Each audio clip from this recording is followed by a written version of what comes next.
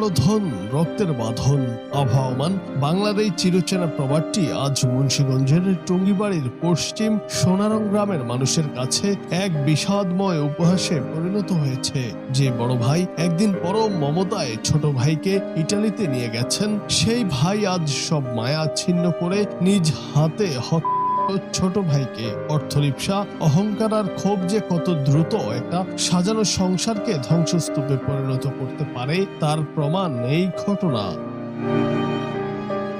মুন্সিগঞ্জের টুঙ্গিবাড়িতে পারিবারিক দ্বন্দ্বে বড় ভাইয়ের হাতে আপন ছোট ভাইয়ের খুন। এই ঘটনা ঘটেছে বৃহস্পতিবার ইটালির লেজ শহরে।